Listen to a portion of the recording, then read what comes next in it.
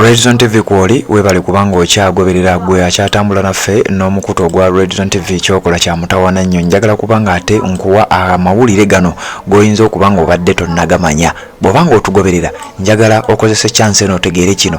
Mu ggwanga erya Kenya okwekalakaasa okuliyo kulabika nga kusaasaanye era nga kulabika kuvudde abantu we bakulowooleza. Paalamenti y'eggwanga erya Uganda wetwogerera ng'obunkenke bugenda bweyongera. Abavubuka ba Generation Z benakugambyeko abekalakasiza mu ggwanga erya Kenya wetwogerera nga bateekateeka kuyingira mu ggwanga erya Uganda. Gwe munanga ngoberera ku mukutu ogwa Redzone TV. Njagala okutegeeza nti waliwo ebifaananyi bingi ebibadde bitambula, waliwo obutambi bungi obubadde butambula ku mitimbagano nga bulaga nti waliwo bannayuganda abaagenda mu ggwanga lya Kenya nga bano bayambyeko nnyo bannakenya babadde beekalakaasa.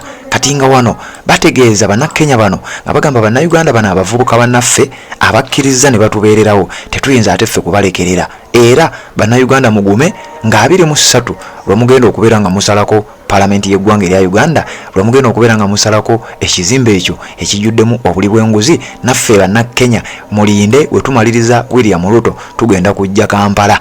Mubeere bagumu, tugenda kubeera nga tubayambako. Emikutu mingi egya social media, emikutu mingi egy'amawulire egivuddeyo nga giripootinga ku nsonga eno nga bagamba nti bannakenya bano ba Generation Z oba ba Gen Z obumalirivu bwe bayina baakizuula nti bannayuganda bandibadde bamalirivu naye waabwe gavumenti approach yayo ndala. Kakati ffe nga bannakenya nga bwe mukkiriza ne mujja ne mutuyambako wano mu ggwanga erya Kenya tetuyinza basuulirira muli bavubuka bannaffe, tetuyinza basuulirira muli baganda baffe newankubadde muli mu ggwanga lya Uganda. Naffe tuli mu ggwanga lya Kenya twogera Luswayiri, mwogera lulimi Luganda.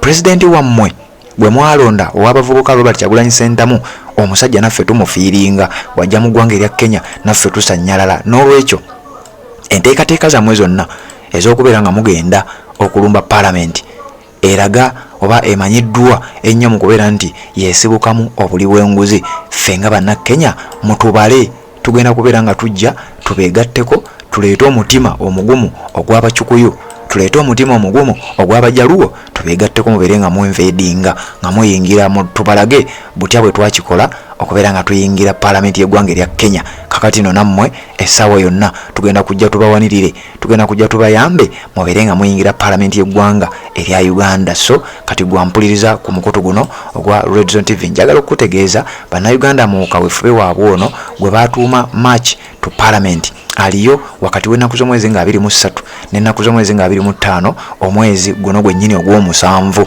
Era nga bano bagamba tewali kubeerawo mbeera yonna yakuzikiza, tetugenda kuteekawo mbeera yonna yakutya.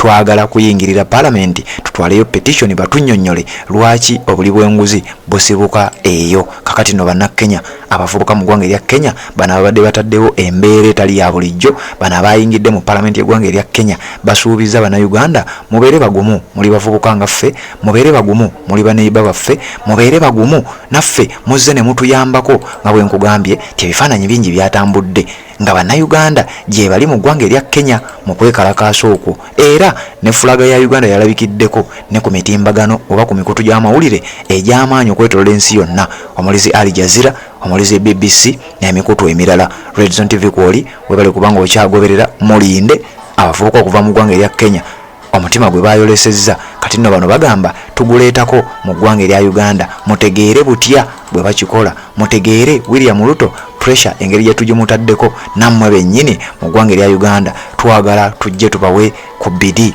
twagala tujje tubawe ku bukodyo, twagala tujje tubeegatteko tubeere nga naffe tubalwanirako nga nammwe we mukikoze tulwanirako. Redzone TV kwoli webale kubanga okyagoberera.